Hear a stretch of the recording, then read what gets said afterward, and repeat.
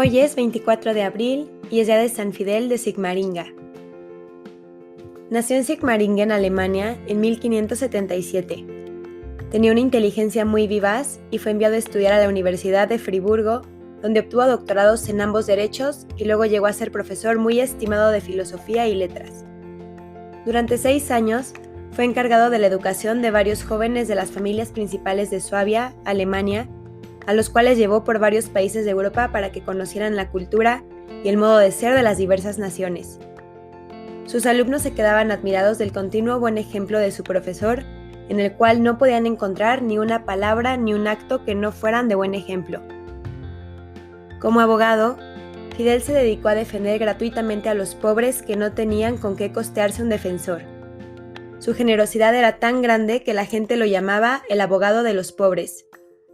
Ya desde muy joven, renunciaba a conseguir y estrenar trajes nuevos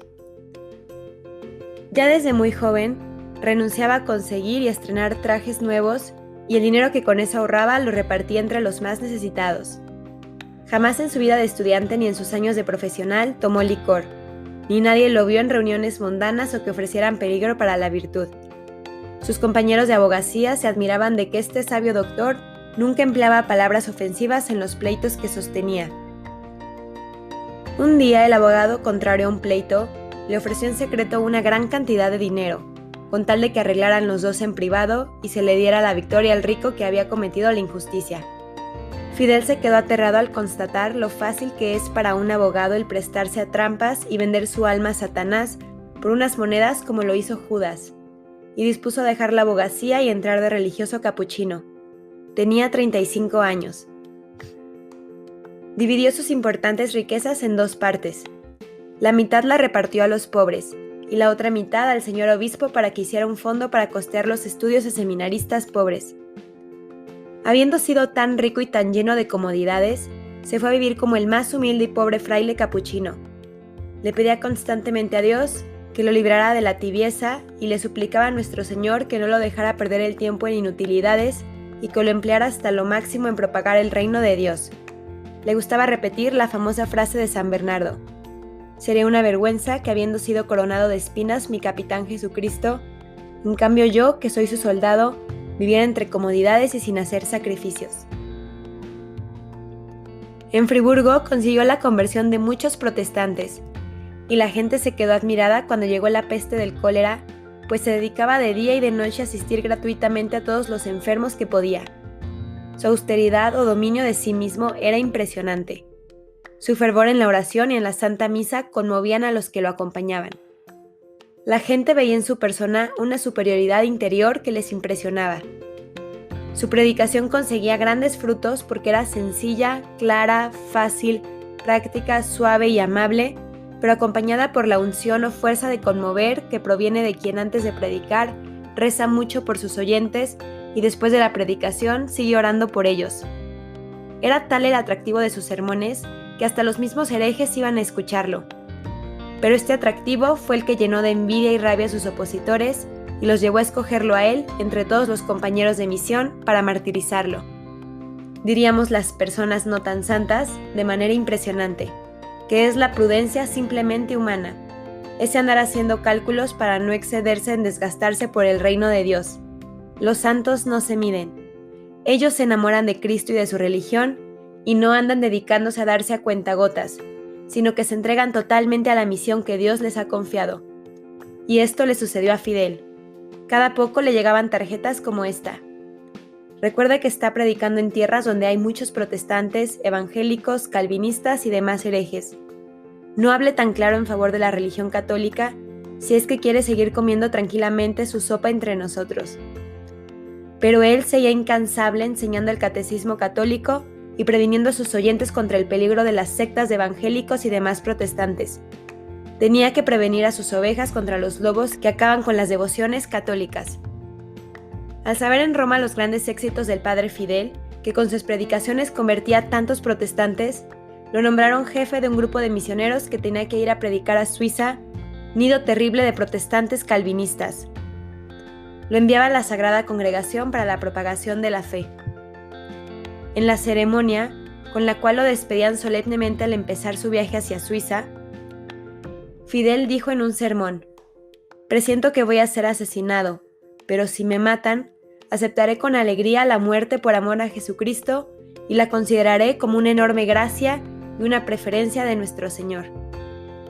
Pocos días antes de ser martirizado, al escribir una carta a su lejano superior, terminaba así su escrito: «Su amigo Fidel, que muy pronto será pasto de gusanos».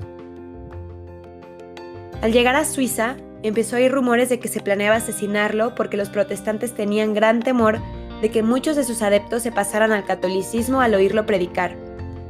Al escuchar estas noticias, se preparó para la muerte pasando varias noches en oración ante el Santísimo Sacramento y dedicando varias horas del día a orar, arrodillado ante un crucifijo.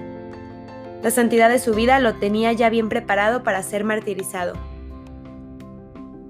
El domingo 24 de abril se levantó muy temprano, se confesó y después de rezar varios salmos, se fue al templo de Sewis, donde un numeroso grupo de protestantes se había reunido con el pretexto de que querían escucharlo, pero con el fin de acabar con él.